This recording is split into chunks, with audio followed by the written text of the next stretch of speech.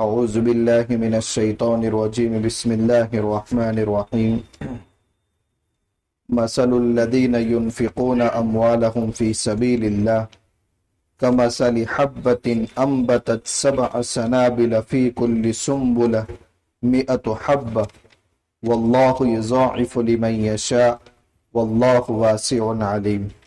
الذین ينفقون اموالهم فی سبیل اللہ، ان لوگوں کی مثال جو اپنے مالوں کو اللہ کے راستے میں خرچ کرتے ہیں اس دانے کے مانند ہے جس سے 7 بالیاں اگتی ہو، ہر بالی میں 100 دانے ہوں، اور اللہ مزید اضافہ کر کے بدلہ دیتے ہیں جس کو چاہتے ہیں، اور اللہ تعالیٰ وسعت والے بھی ہیں اور دلوں میں نیتوں کو خوب جانتے ہیں۔ قرآن کریم کی ان آیات میں آخر تک سورہ بقرہ میں معاشی نظام کو مضبوط کیسے کیا جائے اس کا تذکرہ ہے۔ معاشی حالات کو درست کرنے کے لیے دنیا میں کئی نظریات وجود میں آئے۔ کیپیٹلزم نے اپنا نظریہ پیش کیا، اس کے مقابل میں کمیونزم وجود میں آیا، اور پھر آپس میں دونوں کی ٹکر سے قتل و قتال کا بازار گرم ہوا اور دنیا جہنم بن کر کے رہ گئی، لیکن پھر بھی معاشی مسائل حل نہیں ہوئے۔ آج کے موجودہ مسائل میں سب سے بڑا مسئلہ یہ بھی ہے کہ انسانوں کی تعداد بڑھتی جا رہی ہے اور جس حساب سے خوراک ملنی چاہیے اتنا انتظام نہیں ہو پا رہا۔ ہر ایک ملک نے اپنا 1% نکالا ہے کہ بھوک کی وجہ سے کتنے انسان دن میں مر جاتے ہیں۔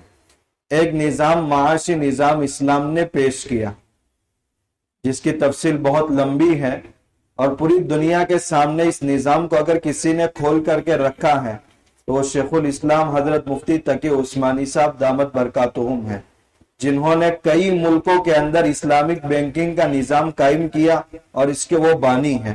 آج غیر مسلم ممالک سود سے اتنے پریشان ہیں جس کی وجہ سے وہ اسلامک بینکنگ کے نظام کو اپنے ملک کے اندر بہت تیزی سے لا رہے ہیں، اور اس کے بانی حضرت شیخ الاسلام ہے، جنہوں نے پوری امت مسلمہ کو بلکہ پوری دنیا کو سود سے کیسے بچایا جائے اس دور کے اندر جس میں ہر گھر کے اندر سود داخل ہو گیا، اس کی ساری صورتیں انہوں نے پیش کی ہے پوری دنیا کے سامنے قرآن و سنت کی روشنی میں۔ خیر، بنیادی بات 2 ہی ہے۔ جو مالدار طبقہ ہے وہ غریب طبقے کا خیال رکھے، ایک اہم بنیاد یہی ہے۔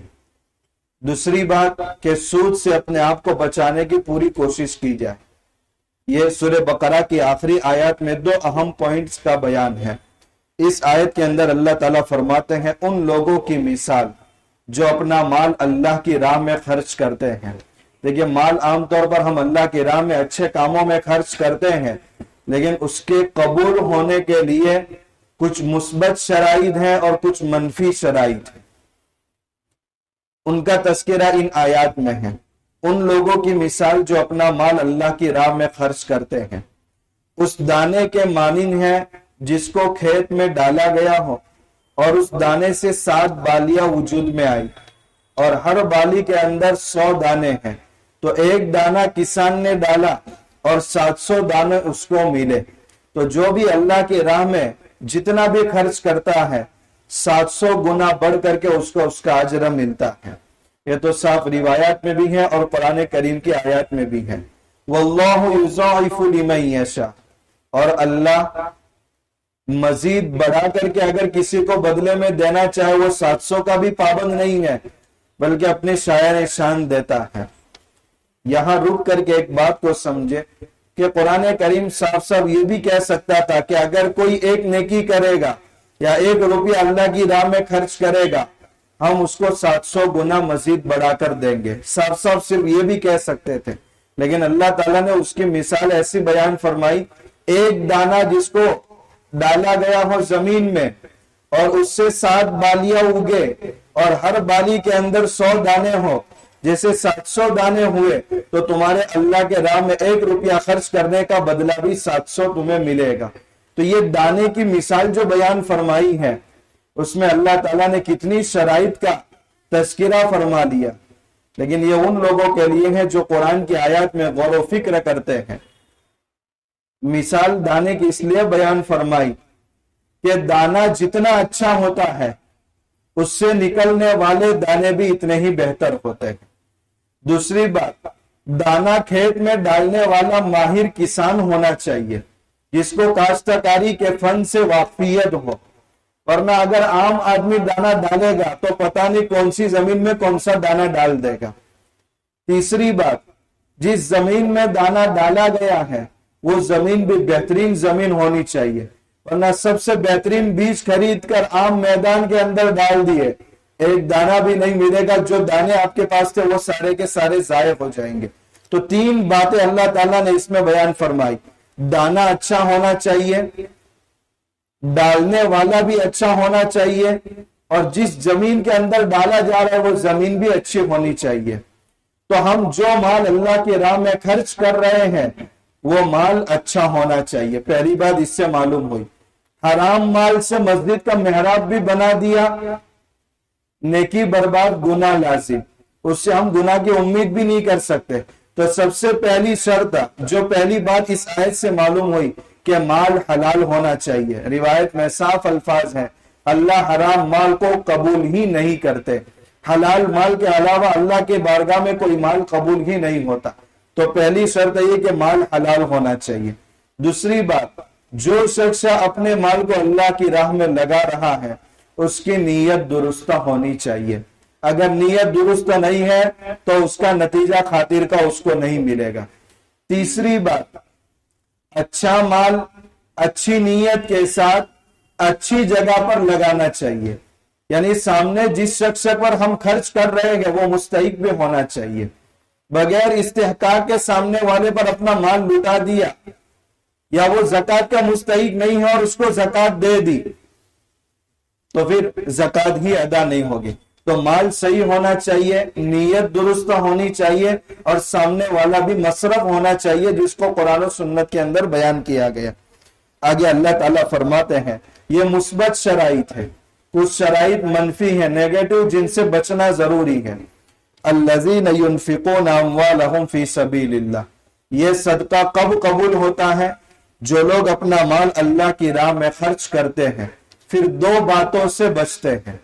ثم لا يتبعون ما انفقوا منا، اپنا مال خرچ کرنے کے بعد احسان نہیں جتلاتے، اپنی زبان سے احسان نہیں جتلاتے، ولا اذى، اور نہ جسمانی کوئی تکلیف ان کو دیتے ہیں۔ بہت سی مرتبہ ہم خرچ کرتے ہیں لیکن اس کے بدلے میں ان سے کام لیتے ہیں جس کا معاوضہ نہیں دیتے، تو ہم نے اپنے خرچ سے فائدہ اٹھایا، حالانکہ یہ خرچ اللہ کے لیے نہیں ہوا۔ بہت سی مرتبہ سامنے والے کو حقیر سمجھا جاتا ہے۔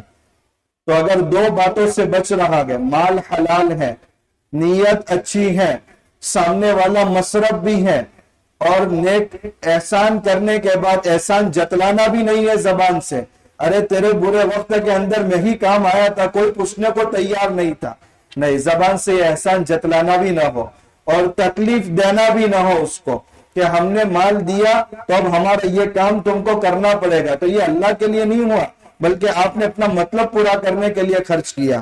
اللہ تعالیٰ فرماتے ہیں جو لوگ یہ پانچوں باتوں کا اہتمام کرتے ہیں، لہم اجرہم عند ربہم، ان کے لیے ان کا اجر، ان کا بدلہ ان کے رب کے پاس ہے۔